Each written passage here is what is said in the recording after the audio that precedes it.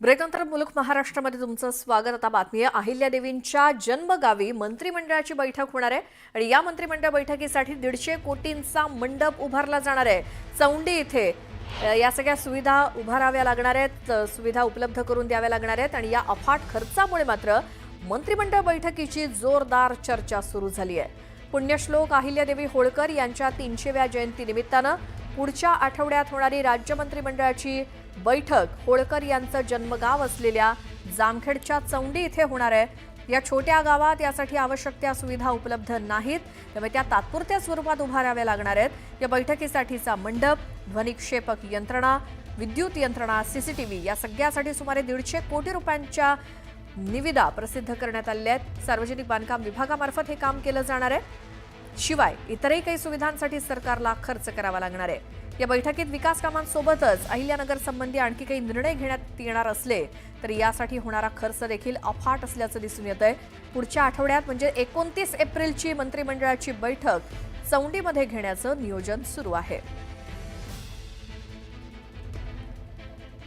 याच संदर्भात हर्षवर्धन सपकाळ यांनी एक ट्विट केलंय। राज्य आर्थिक अडचणीत असल्याचं सांगत सरकारनं ज्येष्ठ नागरिक तीर्थक्षेत्र योजना बंद केली, लाडक्या बहिणींना प्रति महिना 2100 रुपये दिले नाहीत, शेतकरी कर्जमाफी केली नाही आणि चौंडी इथे मात्र होणाऱ्या मंत्रिमंडळ बैठकीच्या मंडप आणि व्यवस्थेसाठी 150 कोटी रुपयांची उधळपट्टी केली जाते। एका आठवड्यापूर्वी खासदार सुनील तटकरे यांच्या घरी केंद्रीय गृहमंत्री अमित शहा गेले होते, त्यावेळेस सुद्धा हेलिपॅडसाठी 1.5 कोटी रुपये खर्च केले होते। जनतेला आर्थिक अडचणीत टाकून सरकारमध्ये बसलेले सत्तासूर पंचतारांकित सुविधा भोगत आहेत, असं ट्विट अशी पोस्ट काँग्रेसचे प्रदेशाध्यक्ष हर्षवर्धन सपकाळ यांची। या संदर्भात बोलूयात, आमचे प्रतिनिधी साहेबराव कोकणे अहिल्यानगरमधून आपल्यासोबत फोन लाईनवरती आहेत। कोणतंही ठिकाण या बैठकीसाठी निवडण्यात आलेलं आहे साहेबराव, आणि तिथे सध्या काय स्थिती आहे, त्यासाठी काय काय सुविधा उपलब्ध करून द्याव्या लागणार आहेत?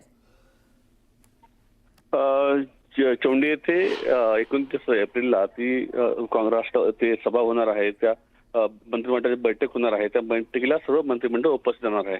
त्यांच्याबरोबर येणारा ताफा आणि मंत्री महोदय यांच्यासाठी जी व्यवस्था केलेली आहे ती अहिल्यानगरच्या समोर जे ग्राउंड आहे, अहिल्यानगर चौंडी जे आहे तर चौंडी मंदिराचं समोरचं ग्राउंड आहे 1.5 एकरचं, त्याच्यामध्ये ही व्यवस्था केलेली आहे।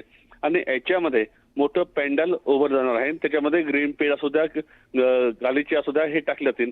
या सगळ्या प्रकरणांवरती जवळपास 150 कोटी रुपयाचा खर्च तिथं जाणार आहे। आता त्या निविदा काढल्या आहे। विशेष बाब म्हणजे 150 कोटी रुपयाच्या निविदा तुम्ही काढलेल्या आहेत, निविदा हे काल प्रसिद्ध झालेल्या आहेत। 24 तारखेला 6 वाजता या निविदा ओपन केल्या जातील, पण निविदा ओपन व्हायच्या आधीच त्याचं काम सुरू झालेलं आहे आणि मोठ्या प्रमाणावरती खर्च हा सार्वजनिक बांधकाम खाता आज करत आहे।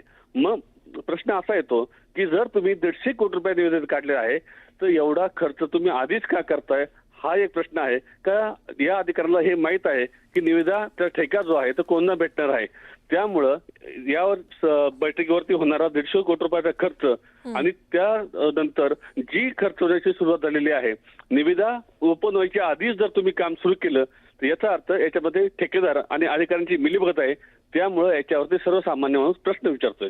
बिलकुल साहेबराव, धन्यवाद या सगळ्या माहितीसाठी।